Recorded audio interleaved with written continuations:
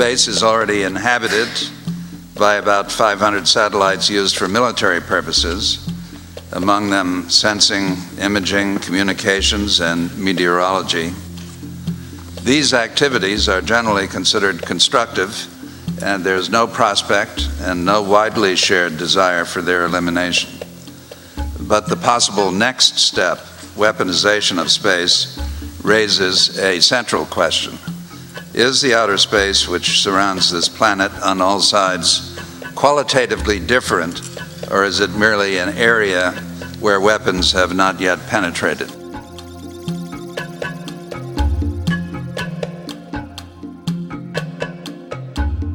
We get more and more dependent on outer space. Our quality of life has greatly improved because of advantages of the new environment and resources provided by outer space. Billion-dollar industries dealing with telecommunications, navigations, positioning are flourishing. Strategic stability, including verification of arms control treaties implementation, helped by surveillance and reconnaissance satellites. The current state of affairs reflects that space is currently militarized but not weaponized. Globally, we're currently postured with communications and intelligence gathering capabilities that offer the possibility of everyone watching everyone, nurturing global security. These capabilities are used in military force enhancement roles and are accurately referred to as space militarization.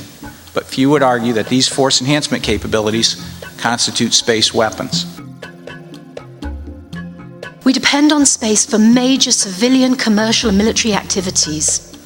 Entertainment, communication, navigation, surveillance. The US has 95% of the military assets in space currently, and over 64% of civilian and commercial assets. So of course, the US is deeply worried about the vulnerability of these assets.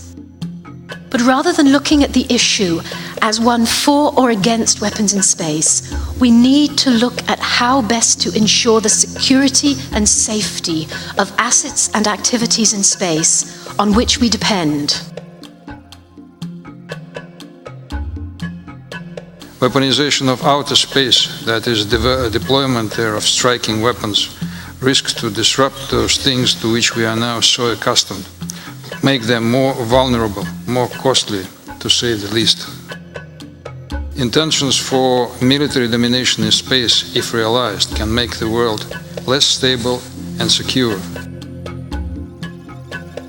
As part of its missile defense project, the United States foresees 2 space-based weapons, a space-based laser and a space-based kinetic kill vehicle, for testing and possible orbit within a decade. Even before weapons are orbited in space, ground-based or aircraft-mounted anti-satellite weapons could be deployed by several countries.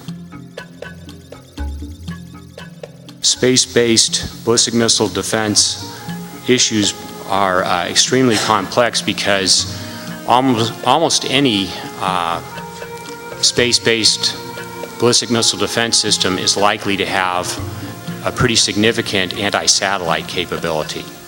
So this is kind of the camel's nose under the tent, potentially, where the United States or other parties might be saying, well, we're just doing this to do ballistic missile defense, when in fact what they're gaining out of the system is a robust space control capability.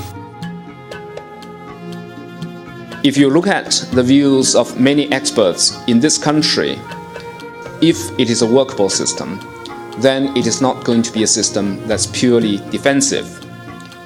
It must have offensive capabilities in order for it to be effective. So it's very hard to draw the line whether this is a defensive system or it is a step towards the weaponization of outer space. A move towards space weapons is likely to prompt competitors to build ASAT systems that will also threaten robust communications and intelligence gathering systems that to date have been protected by the open skies environment. Additionally, nations currently able to posture space weapons are those very nations that currently hold military advantages in many other realms, And this begs the question, why would powers that currently hold military advantage in air, land, and sea realms open a new realm in space that could level that playing field? Preventing weaponization of outer space is a task important for every country, and especially for those who have most numerous space assets and who could suffer more because of the eventual disruption.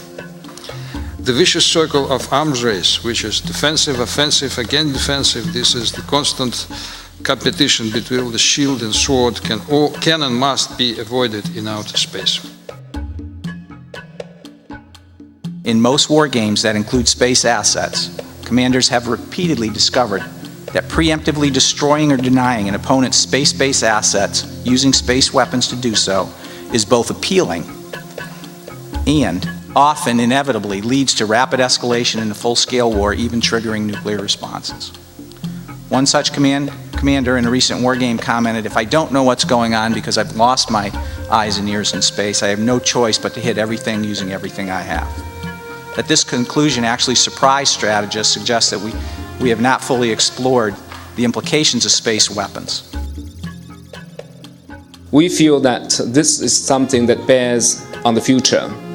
We wouldn't really want to see in the future an Earth surrounded by an outer layer of weapons which will make mankind even more vulnerable than the situation today. So that is the fundamental reason why China, together with other countries, are promoting the idea of an internationally binding legal instrument to prevent an arms race in outer space and to prevent the weaponization of outer space. If the weaponization of space does take place, with whatever weapons and whatever justification, it will be the ultimate act of proliferation.